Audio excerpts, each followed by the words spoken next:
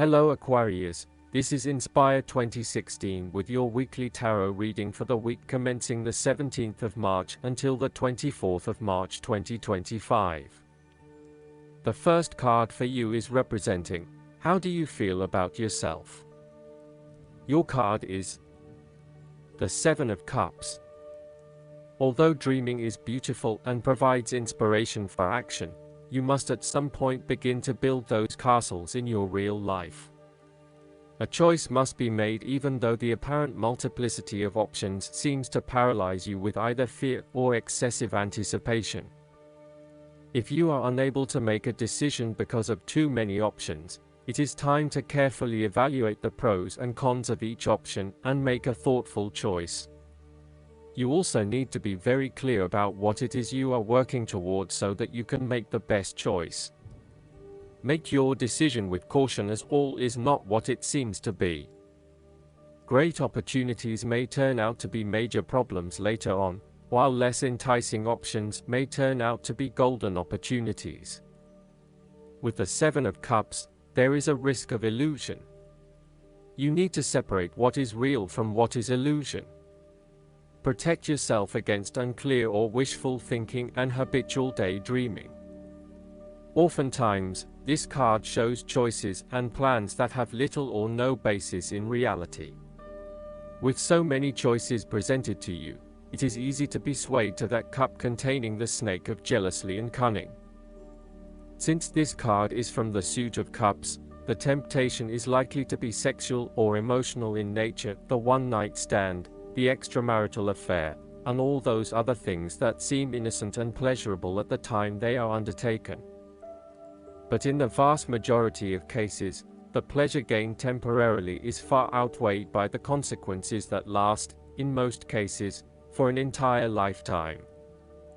The second card for you is representing, what do you want most right now? Your card is the Two of Pentacles. What do you want most right now is to find balance between opposing desires and interests in your current relationship. Life will always be uncertain, yet if you can produce balance and harmony among all the demands upon you, you will ultimately live happily and in prosperity. Thus, the Two of Pentacles serves as a reminder to remain alert, agile, and patient as you attempt to juggle your family, your friends, work, finances, health, and new challenges. You need to be very clear on your priorities and where you want to invest your time and energy. There is a tendency to be distracted by day-to-day affairs and general busyness, so prioritizing your activities and carefully managing your time is essential. The Two of Pentacles brings you back down to earth and reminds you to not only focus on your broader life goals, but to also make sure your day-to-day affairs are in order. This is a card of good time management and financial management, ensuring that your bills are paid on time, that you keep a record of all your appointments and daily commitments, etc. It may sound tedious having to focus your attention on these more mundane issues, but this card reminds you that sometimes getting on top of your daily affairs is as important as pursuing your broader life goals. The third card for you is representing your fears. Your card is the Queen of Wands. You are afraid of a situation in which someone is behaving in a manipulative, pushy, or selfish way.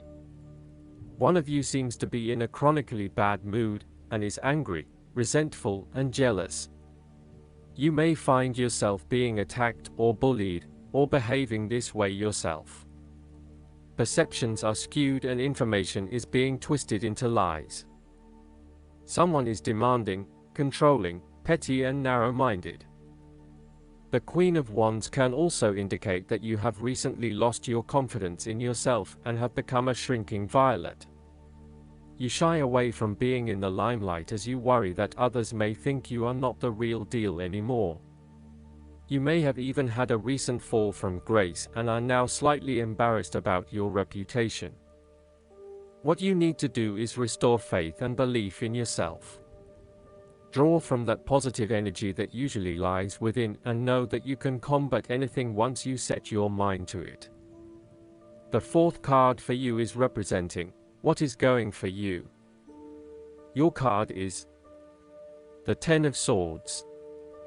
You may feel powerless as something comes to a crashing and sudden end, and you feel as if you are being attacked or backstabbed by someone else.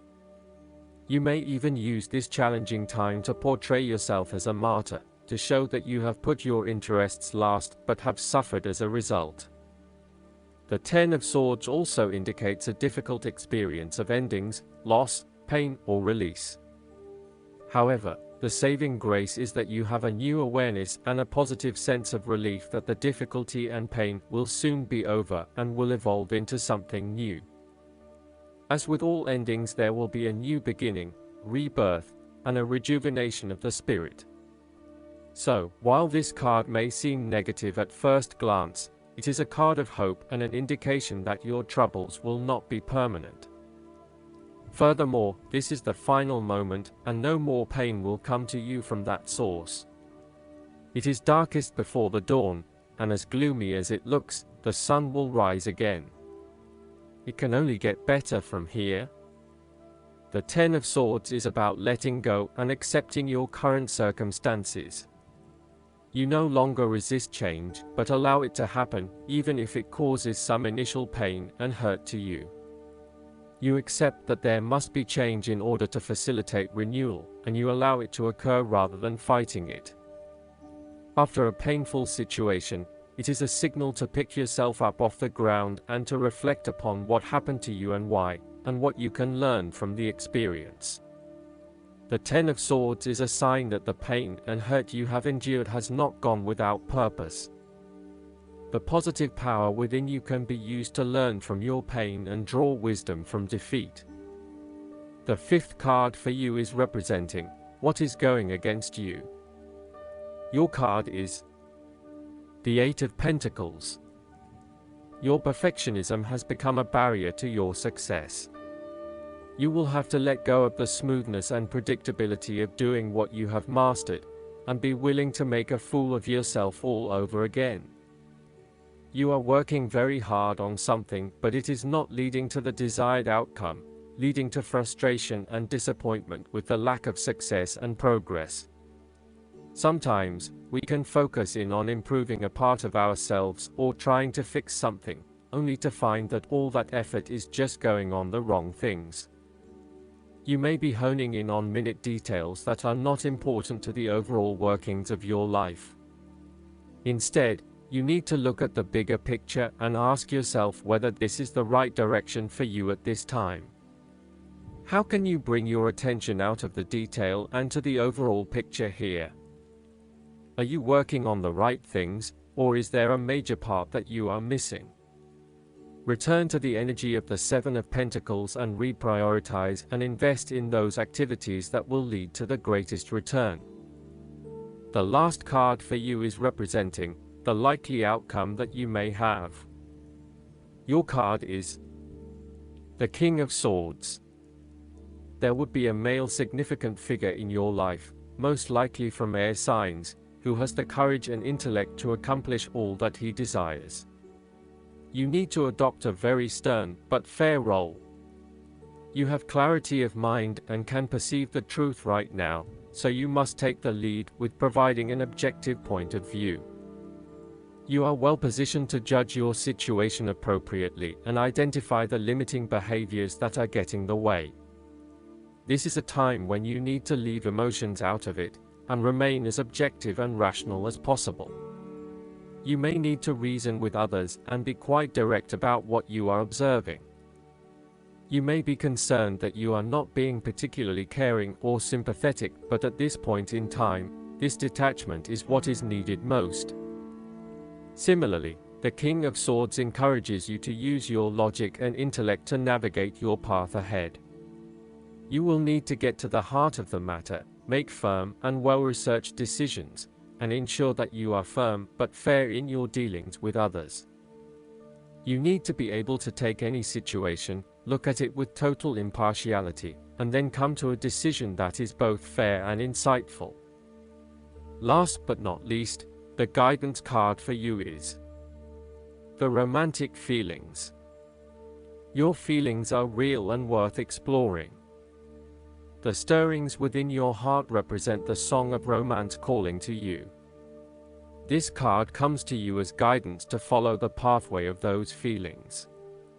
Perhaps you've met someone who made your heart leap, and you wondered whether to pursue him or her.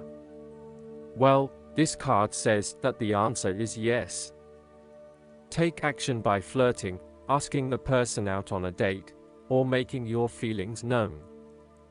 If you've recently been longing for more romance in your life, this card is a signal to take charge of making that happen. You can romance yourself by, for example, treating yourself to a luxurious massage or pedicure, buying yourself presents, or watching a romantic movie. You can also actively pursue and attract romance. First, affirm that it is already inside of you. A partner definitely brings these feelings to the surface, however, they were within you as a potential initially. The more you affirm, "I am romantically loved," the more you attract this condition within yourself and through a relationship. In some cases, you'll receive this card as a signal that you are ready for a new relationship. It then guides you to take action, such as being aware of people you meet who may be potential partners, as well as frequenting places where such potential partners may be. These would be locations or events associated with your hobbies and interests. I hope that you enjoy everything, and if you like the reading, just please click subscribe and you will get instant notifications every time we publish a new video right to your YouTube. Thanks.